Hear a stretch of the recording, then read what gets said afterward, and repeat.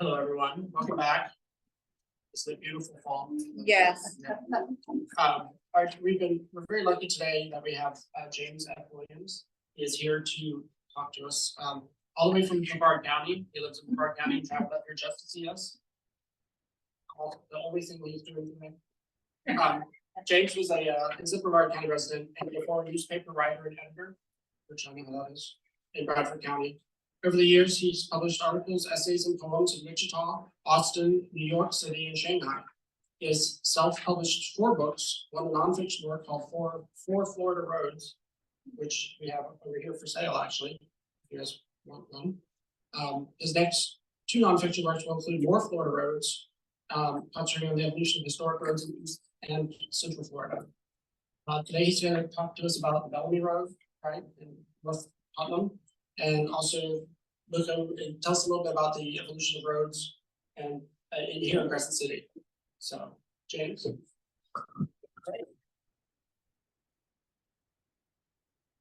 you very much. Good idea. Can you hear me? I would say just like. Take the mic. So, what I'm gonna do, I'm gonna walk all the way around and give it to you. All right. Well, my name is James Williams. I'm here because I wrote the book and because I have been going around talking about Bellamy Road, and I'll tell you why you need to know about Bellamy Road a little bit later, or maybe you don't need to know, but you might like to know. And I want to thank as I understand it, the Fruitland Peninsula Historical Society for inviting me to be here. I'd like to thank the Crescent City Women's Club for making the facility available. And this is the 12th time that I've made some version of this presentation. Somebody please turn their phone off. Somebody's phone is on. Okay. So this is the 12th time I've done some version of this presentation, but I'm here to tell you that, and that's 12 presentations in 11 communities, and Crescent City is the only one so far that invited me back again. And I don't know whether that means something about me or something about Crescent City, but I hope it's good in both occasions. A little housekeeping. My business partner and manager, Richard Zayer over here, can sell you a copy of the book should you want one. It goes for $25. You'll take cash or check. I'm sorry about the price. It's got pictures in it, and that always jacks up the price of publication. Anything else? Oh yes, I'm selling you short on Bellamy Road because there were some other things that I encountered that I said, oh, I think they might like to know about that too. So I'm trying to cram them all into hopefully only 40 minutes. And Richard has copies of a newspaper article that I wrote for the Bradford County Telegraph and Lake Region Monitor and the Union County Times, none of which you folks down here read, and I can't blame you for that. But those are free, and those are going to be handed out. Richard will pass them around to anybody who wants one. Having said that, I think that's all the housekeeping. I will stand over here. What is best?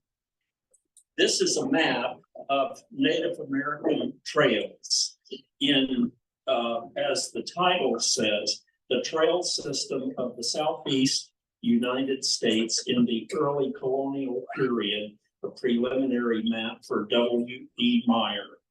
Dr. Meyer was a medical doctor, and he had a hobby. His hobby was native trails, and it sort of got out of hand. He was looking at native trails in Tennessee and Kentucky, and one trail leads to another. And he finally had native trails from all over the southeastern United States. Here's what he got as far as he got for Florida before he died in 1923. After all of that, he got a grant from the Smithsonian, and they were encouraging him to document and to publish this important information, because the reason he got involved in it in the first place was that the Native American trails were disappearing. And I want to point out 4, I think, of the trails here in Florida that reach Florida. First, there is this one, and some of you may know about this. This started in Coleraine, Georgia, and it went down to St. Augustine. It actually, a little bit later, went down to New Smyrna, and you'll hear more about that later. There was this trail from Calford, or what at the time was Calford, and it ran across the state to what even then was called Tallahassee by the Appalachian Indians, and it ran further over to Pensacola. This trail ran from Tampa to Ocala. You can see that it ran and met other trails as it went along, but this is the one that brought us here tonight. It starts in St. Augustine. It goes over to this little place called Picolata. Then it dropped down, crossed the Santa Fe River through miraculous circumstances, which I'll explain later. It kept on to the Swanee River, and right here it met this trail that came from way up north, and it went straight up until it met the Jacksonville-Tallahassee trail, and it went on from there. This one is the one that we're interested in tonight. It started out being called the Spanish Mission Trail, and that's because there were a number of Indian villages along this trail.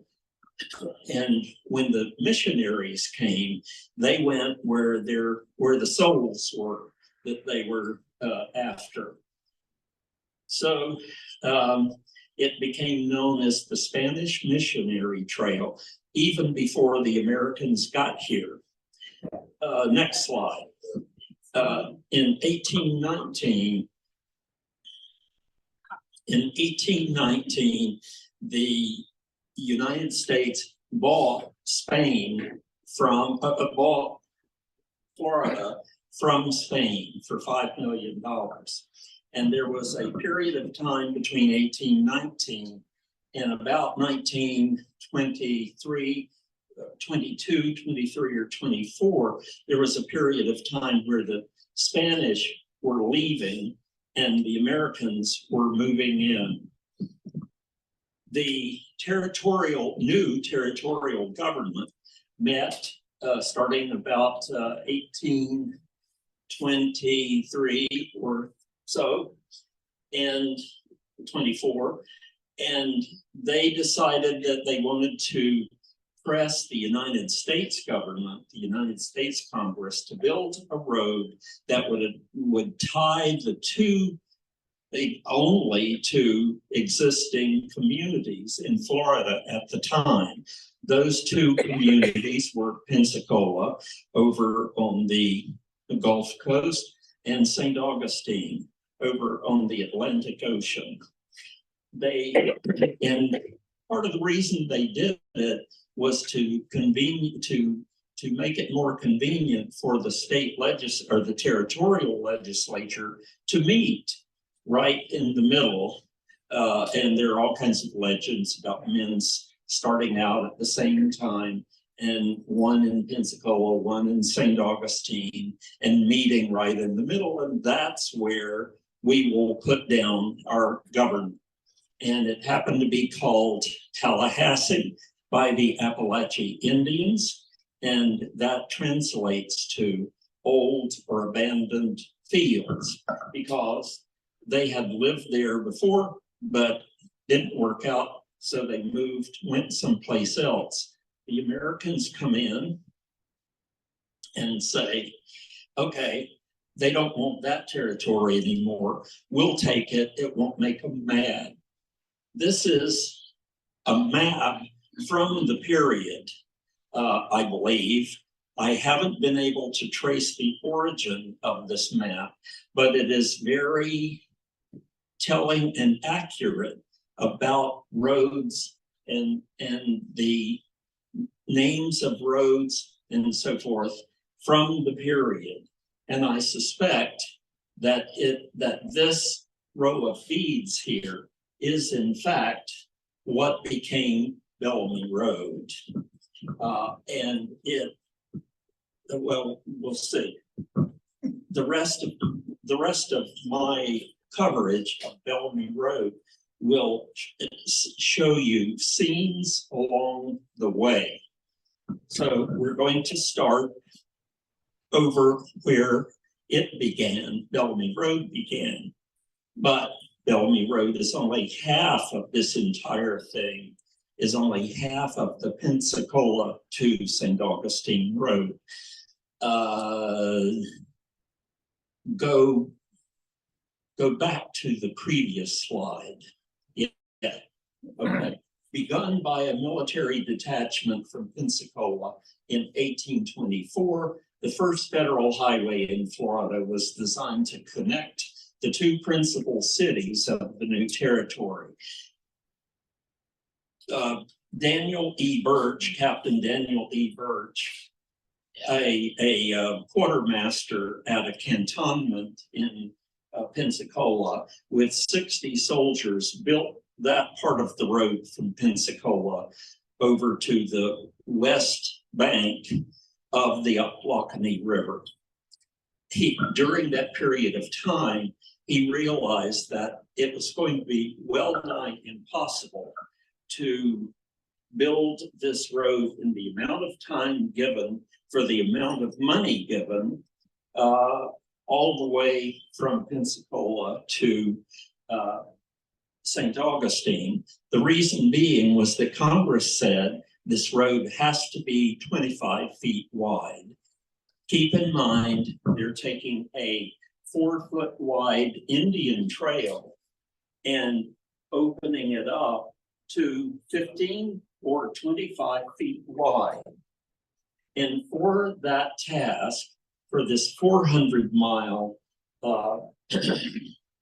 road, the US Congress granted $23,000. Well, talk about unfunded mandates, but he set out because after all, he had all of these military men, but they kept pulling them away, the men who were on his crew, and they kept getting pulled away to fight the first Seminole War, which was just beginning to wind down at that time. He got to the Ocklawakanee River, and next slide. And next slide. This is the Ocklawakanee River. This was called Murray's Bluff.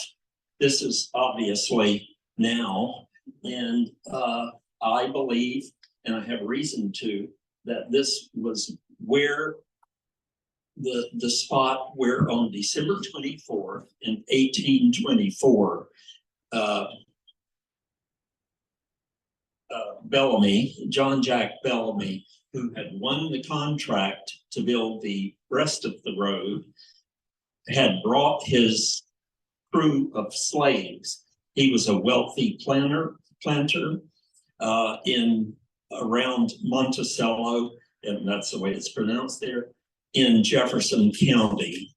He had at one point over 200 slaves. I don't know how many of them he brought with him for the road, probably somewhere between 60 and 100 people.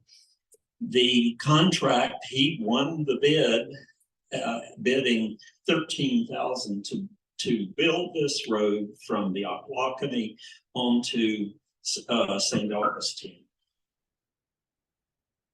On December 24th, 1824, at that point, the contract had been signed that afternoon. This is about 8 miles west of Tallahassee. And on Christmas Eve, this crew began to build this road. Next slide. This is Bellamy Road in about 1950. But I'm here to tell you it's roughly what it looked like in 1824. It was, this is what is now might be called a preserved section of the road. You can see that it is 15 feet wide, not 25, as Congress stated that it should be. Probably the situation here is that it had been preserved because it ran through timber country. And as such, there was nothing but timber trucks going up and down Bellamy Road for 100 years or so. But notice how close the underbrush is to the road. Notice the canopy, the tree canopy over the road. One of the reasons that they gave that Bellamy, that Birch, and Birch's superior Thomas S. Jessup, the Quartermaster General of the U.S. Army, one of the reasons that they gave for not following the dictum laid down by the U.S. Congress to make this 25 feet apart was, well, it's Florida. Nobody in Florida is rich enough to have, go back. I think it's my long story, but go back. Nobody in Florida is rich enough, they said, to have a buggy, to have a wagon, and nobody in Florida is stupid enough to hitch a horse up to a buggy and drive it through these woods, when they will be surrounded by savage natives, savage Indians, and probably they had a point, but still, they pointed out that if you separated the tree canopy 25 feet, the road would be subject to rain. It would get turned into mud. In the dry season, it would be baked by the sun at 25 feet. And it's really going to be an unpassable road at 25 feet. That was their excuse, at least. Okay, next slide. This is a little farther east from there. That was around, that preserved section was around, somewhere around Tallahassee or Jefferson County. This is the Suwannee River, and the Suwannee River is the dividing line between Lafayette County and Columbia County. And when I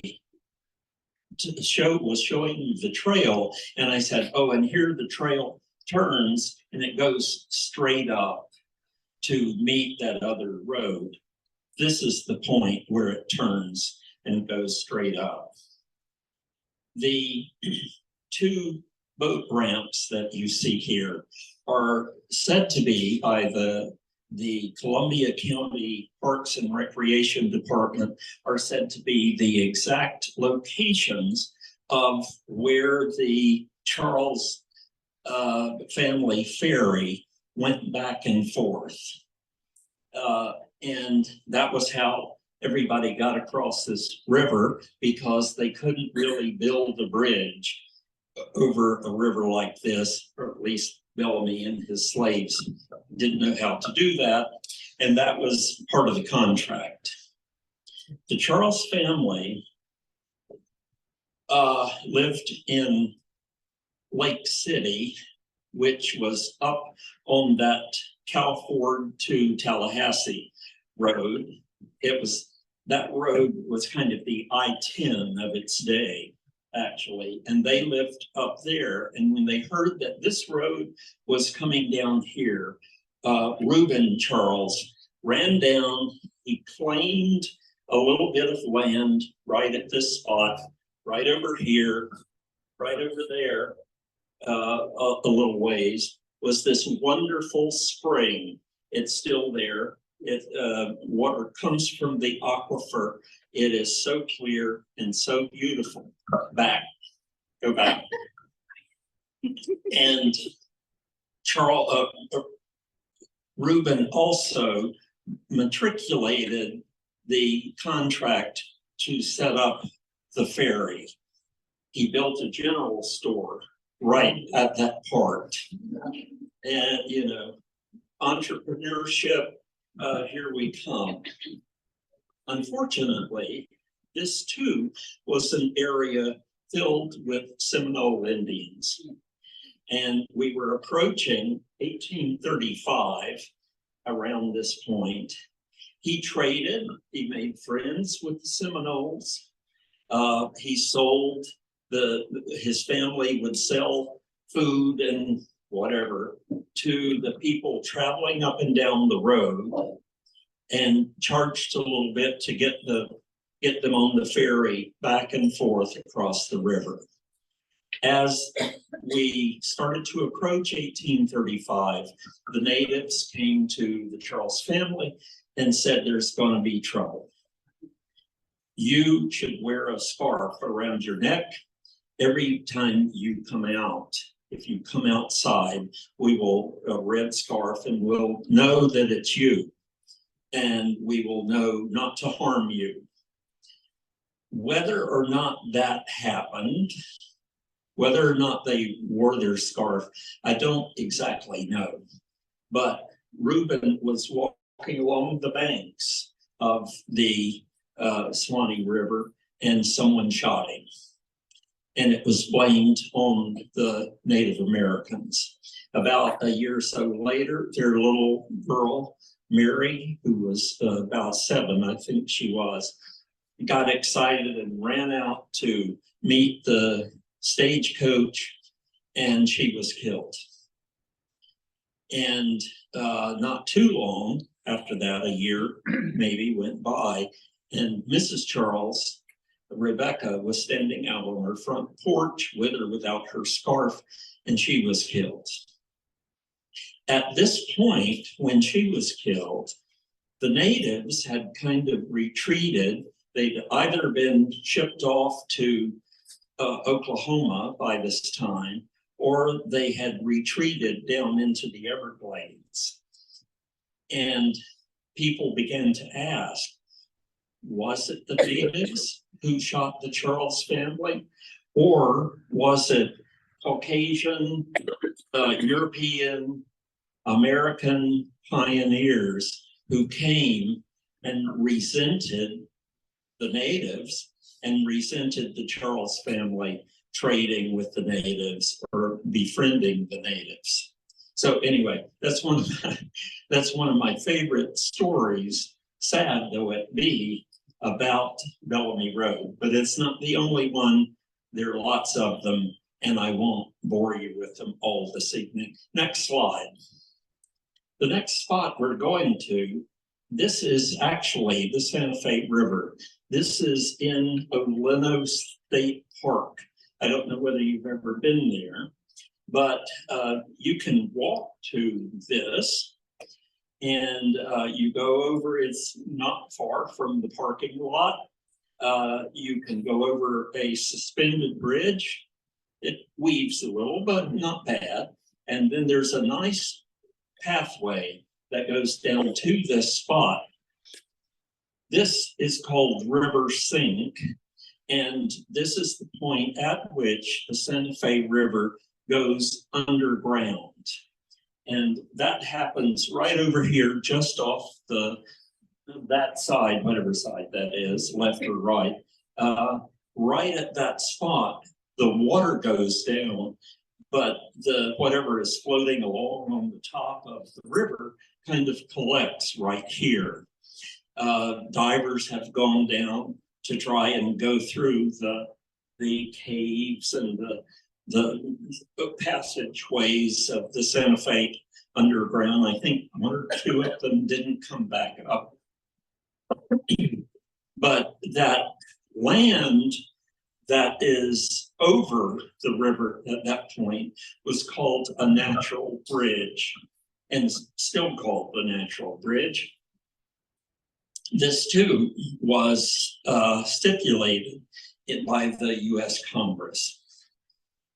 That natural bridge was well known and had been known for centuries. Hernando de Soto crossed on that natural bridge. William Bartram, the naturalist, the British naturalist who came to Florida and wrote about it, he also crossed on that bridge. Moving on a little more east, this is Melrose. This, I don't know whether your historical society ever knew Rosemary Dower. She and her husband, Tom, collected all kinds of photos and information about Melrose and a little place called Banana. It doesn't exist anymore. It was sort of the precursor of Melrose. This was known to the locals in their time as the Palatka Road.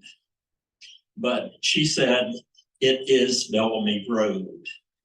And if that's the case, my guess is that it is State Road, I think State Road 26, and it runs from Melrose through past Swan Lake and then out to State Road 100. Let it go. Here is what you came for tonight. So listen up. There won't be a test, but don't fall asleep yet. Okay. Oh dear. Maybe this side is better. I'm sorry about the people over here. Right here is Melrose, and this is the Putnam County line. And the Putnam County line runs here, and all of that was Bellamy Road. All of it was, until we get to here, and then suddenly, my theory is that there was an argument between timber barons, and somehow or another, they settled the argument by saying, "Oh, just draw a line to the river." And they did. And I mean to tell you, that road is straight. It is an absolutely straight line, and it goes on for about 30 or 40 miles. It's clay, and all of this at least is timber, almost all the way to the St. Johns River. But this wasn't Bellamy Road. Bellamy Road went up here, and it came out somewhere around there. If you went to that spot today, I'm told by the Historical Society in Clay County, if you went to that spot today, what you would see would be the Bayard Conservation Area. And the Bayard Conservation Area was supposed to be the end of John Jack Bellamy's project. It was at that point that all of the slaves in Bellamy could turn around and go back to Monticello, go back to their home. That was not to be, unfortunately. Next slide. If they were looking across the river, they would see the other side of this. And this is Picolata. It, again, doesn't exist anymore. It was a little community. The Native Americans lived there. The Spanish built a fort and a tower even to be able to keep track of boats coming up and down the St. Johns River. This drawing was done in 1835 by a young soldier who had been stationed here. And this was at the very beginning of the Second Seminole War. You can see this is called Piccolata Road. It had too been used for centuries. And it was well used by Native Americans. It had been well used by the Spanish. And then in 1826, when Bellamy and Birch were standing on the other side of the road, Birch came around to look, and he found that this road had grown over because between 1819 and 1826, the Spanish were gone. They were all gone to Cuba. Nobody in St. Augustine. The natives had been shipped off to Oklahoma or driven down to the Everglades. They're not using the Piccolata Road. The Americans aren't there yet, so they're not using Piccolata Road, and it had grown over during that 4, 5, 6 year period. So Birch went back and said, "I'm sorry, guys, but we have to cross the river, and you're going to have to clear this road all the way into St. Augustine." And that's a distance of 18 miles. So next slide, 18 miles later, they came upon, not this, but they came upon here. And this is the end of Piccolata Road. It's the end of Bellamy Road.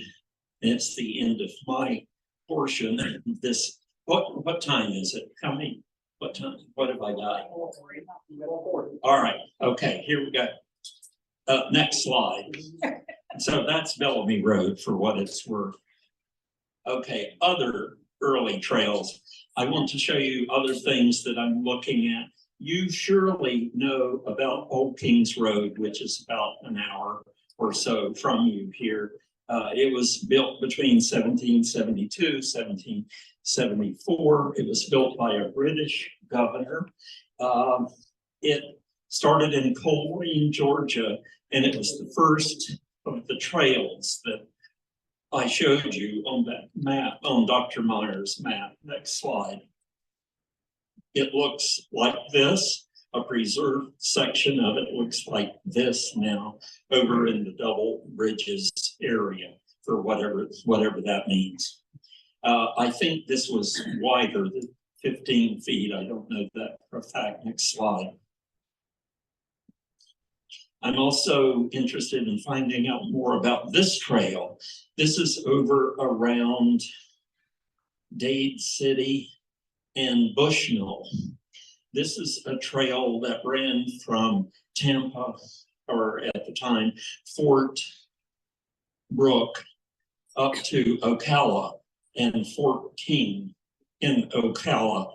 In 1835, Major Francis Dade was leading 2 battalions of American soldiers on this trail. And unbeknownst to him, the Seminoles had gathered, and yeah, that's okay.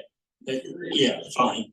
Either one had gathered, and they ambushed these soldiers. 101 men died amongst the soldiers, all of them but 2. 2 people escaped. And that was the onset of the Second Seminole War. It ended a few years later when the bodies of the men who fell here, when they were dug up and reburied in St. Augustine. Next. I'm also looking at something called the Hernandez-Capron Trail. And this started at the end of Old Kings Road, and it ran down to Fort, what at the time was Fort Capron. It's now Fort Pierce. And this road, he blazed the trail. Hernandez was a really interesting man. He was the first Hispanic who served in the Florida legislature and the first Hispanic to serve in the US Congress from the Florida territory, actually. Let's see, what else do I want to say? Oh, this square right here, keep it here until I get through with this. That square, it interests me because that was a Spanish land grant, and it was referred to as the Fleming Grant.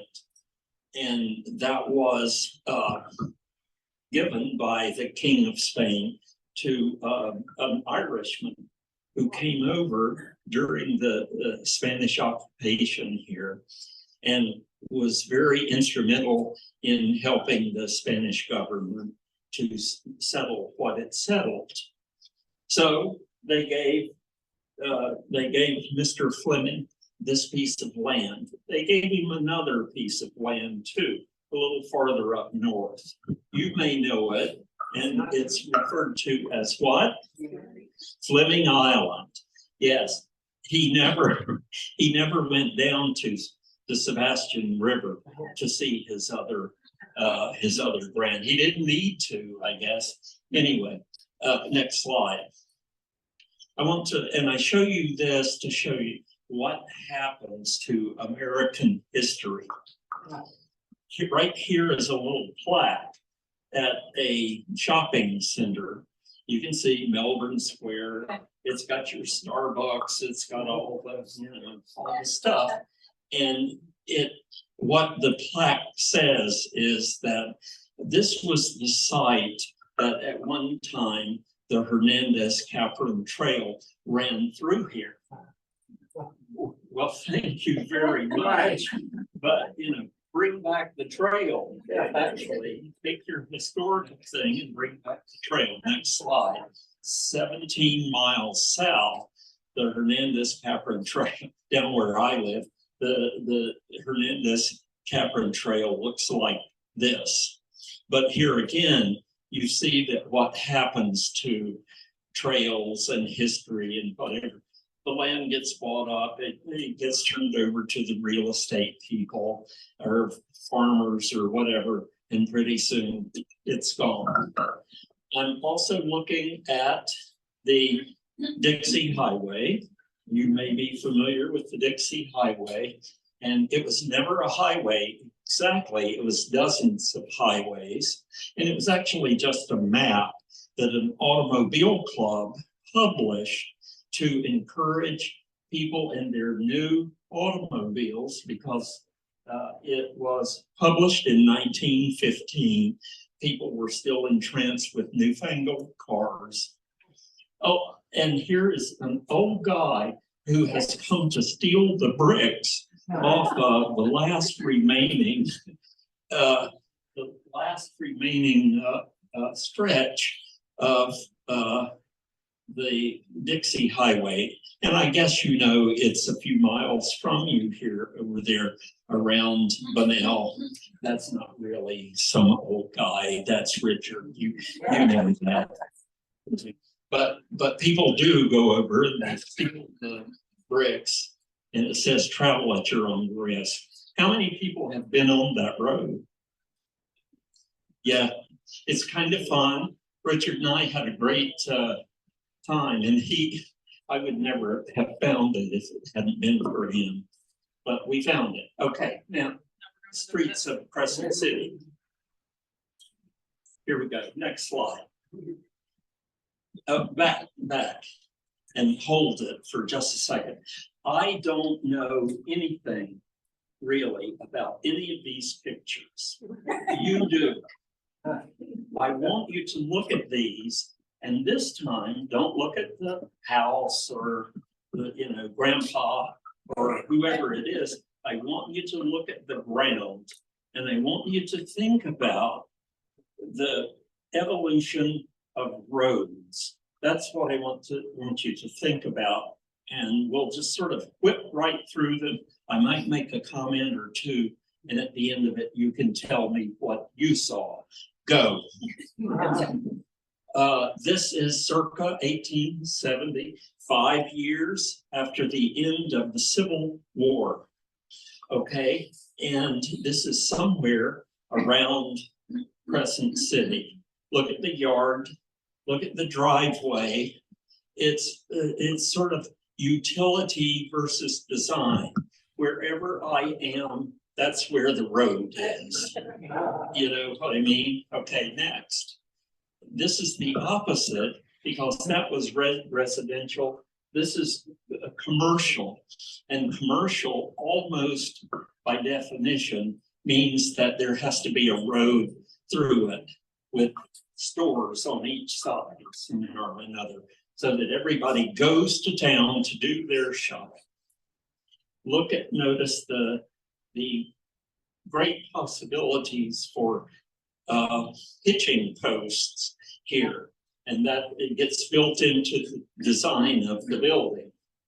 This is the entrance to Hubbard Park. I've never seen it, but I bet you have. And I like to think of Hubbard Park as the point where, you know, the men came in, they tore down all those trees, and then the women came along, and the women said, wait a minute, we want some trees, we want pretty, we want rest and relaxation, and we want a park, maybe. And they brought that not feminine, but that female approach to road building that kind of worked quite nicely with the men. Next slide. Okay, here we go. It's 1900, poles, trees. This is Summit Street looking north. You know where Summit Street is? Right there. Oh my gosh. And here's a pole of some sort. I don't know what it is. I don't really, well, no, wait a minute, maybe there is a wire. What do you think it is? Telegraph. But Summit Street, it's 1900. I don't think we got telephones here yet. Yep, next slide. We've invented sidewalks. And this is 1908. But our road is still kind of ill-defined out here, if you see what I mean. But we've invented sidewalks. And now I want you to pay attention to the number of fences here. And I'll say a little bit about that a little bit later. Next slide. This is the wherever I go, that's where the road is. Approach. You can see that there are three ruts here. That means 2 ruts for the carriage and a rut for the horse. Okay, and wherever I am, I'm kind of in the ruts. It is not foregone conclusion that these were made so that 2 carriages could pass each other. You see what I mean?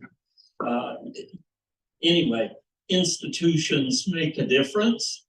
There we have sidewalks here for the lady in her nice 4-length dress to keep it from dragging on the ground.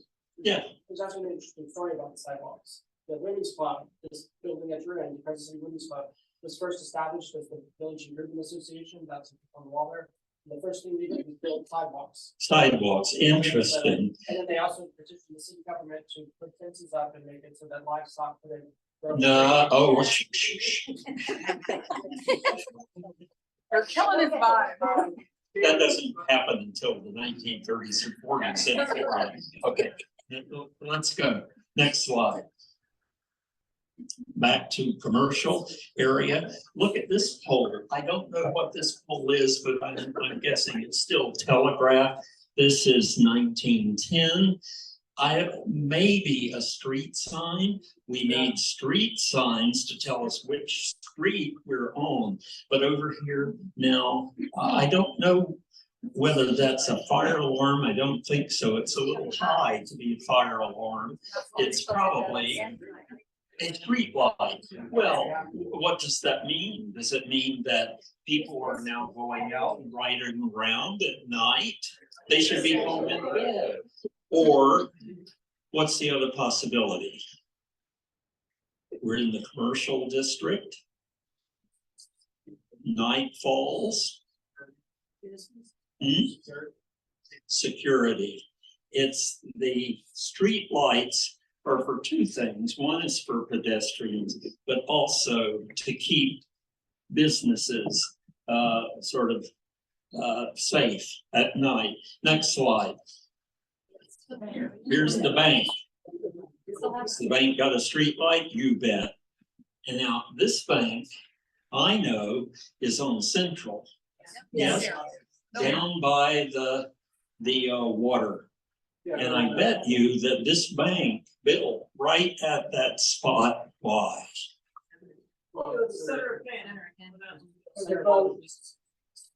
Center business, and also because people going down to the business at the down at the lake to buy a ticket to go across the lake or to pay for produce coming in from somewhere else.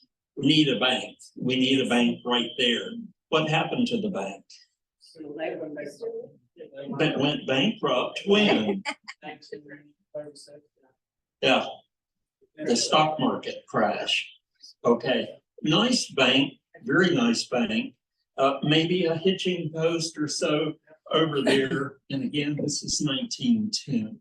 Next slide. What's this? Automobiles arrive in Crescent City, and it's been downhill ever since. They hear automobiles, not one, but two of them, and a third right here.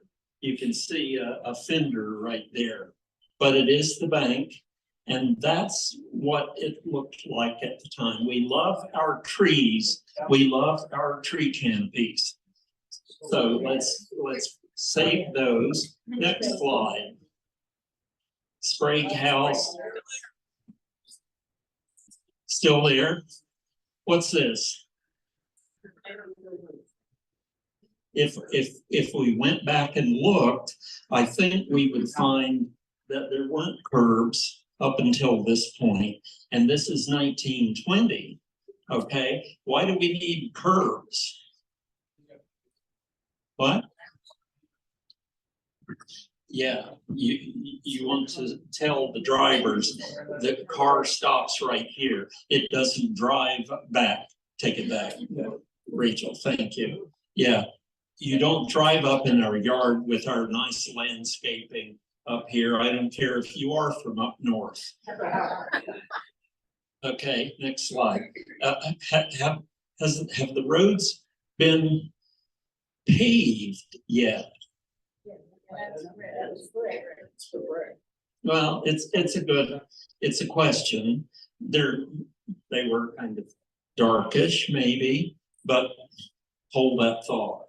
Now in 1920, we get three modes of transportation to Crescent City. One is by water, two is by road, and now automobile. And in 1920, back. Yeah, okay. Now railroad, and that's about all I'll say about that. Next slide.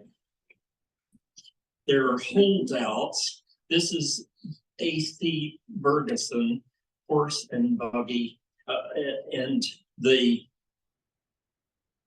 caption at My Florida or Florida Memory, which is the online version of the state archives. The caption said, A.C. Ferguson and his buggy, or maybe in his horse and buggy, making the point, perhaps, that Mr. Ferguson was a holdout. he was not going to get one of those newfangled automobiles. If God had intended for us to ride around with wheels like that, we would have wheels for feet. He knew about horses and buggies, and if that's not, I apologize to Mr. Ferguson if none of that is true. Next slide. But go back just a second. Look at that road, 1920, and it still looks like Bellamy Road. Yeah, next slide. Here is Grove Hall, and here they come. Here come the tourists. Poles, fencing, more fencing. Are these hitching posts? No, that's a palm tree. What about here? Is that a telephone pole? What is that right there? I don't know. But there seem to be more poles coming up. Next slide. What do we do with this? Over here, this is Prospect Street, South, 1929. Notice the nice tree line that we have going here. There may be a pole or two stuck in there. More fencing, my goodness, a lot of fencing. Walkway, we do have a walkway over here back. And look at how wide the road isn't. Okay, next slide. This is gold for me. Speaking of a good road, we have it, and they're referring to the Good Roads movement of around that time, where lots of people, and especially bicyclists, started the Good Roads movement in the United States, and we want better roads. We don't want roads that look like Bellamy Road. We want roads that look better than that. Crescent City is on State Road number 3, the most direct between Jacksonville and Tampa, otherwise known as the St. Johns River Scenic Highway, via Green Cove Springs and Palatka. Above is shown a view of this splendid highway, 16 feet wide, costing approximately $30,000 a mile. Take the current estimate is $1 million a mile. Yeah, taken when the 8-inch compacted rock base had been laid and on which a 3-inch surface of penetration macadam is placed. So on and so forth. Go back. This is what I especially want you to know. Street paving, it says, and this was done in 1926, was the date of this little brochure. Contracts have been let with engineers, and the work of paving all important streets of the city will be started as quickly as possible. So 1926 is a good separating point between are the streets unpaved or are the streets paved? You see what I mean? And I was so happy to find this. Next slide. That's it. That's Okay. us. That's this place right here. Okay, great. Have you seen this before? No. Yeah. Now what I want you to look at, this is 1930. I want you to see how roads have progressed. And at this specific location, we now have sidewalks. We have grassy areas. We have medians between sidewalks and roads. We have roads back there. Okay, we have curbs along the road, another median, a sidewalk. What is all of this for? You better believe it's for safety, because they discovered after the automobiles showed up that the combination of kids and automobiles was not real good.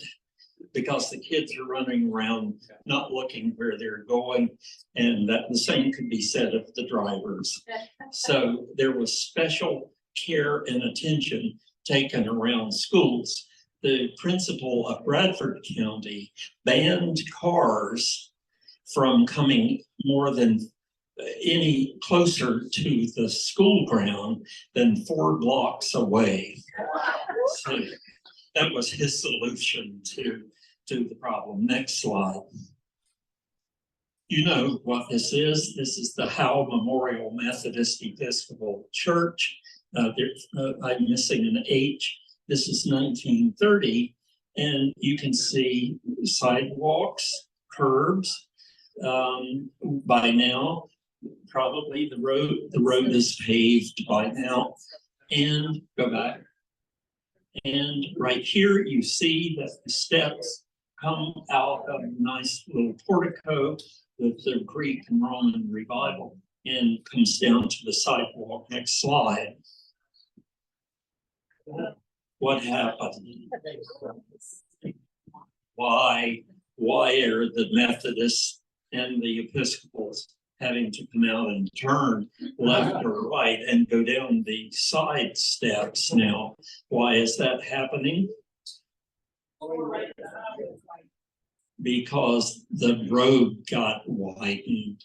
So roads make a difference, don't they? You know, and you're not, I bet there was a lot of conversation about this, because you're not going to find a rougher group than Methodists and Episcopalians. Okay, back 1910. We're back at the bank and the lake. Next slide. 1940, same location, lots of cars. We're having to deal with parking. We're having to deal with poles and wires, and the trees are, you know, I mean, they're still there, but here's lots of commercial establishments and residential. And over here, if I can read that accurately, the bank has become a drugstore. That's the other end No. of it. Not the same location. What? The other end of the street. The other end of the sun. The first picture you had is on the east side, the next picture is the west side, so the lateral. Oh, really? Yeah. Okay, all right. I got something turned around. And this is a couple of weeks ago, Yeah. same location. What have we got now? We've got stripes, and stripes tell the pedestrians where to walk. Stripes tell the drivers where to park. And and over here, what happened to the buildings? What happened to the wires? We've got wires, we've got poles. The buildings are gone. The lake is still there, and the road is paved. And next slide. That's it. Thank you.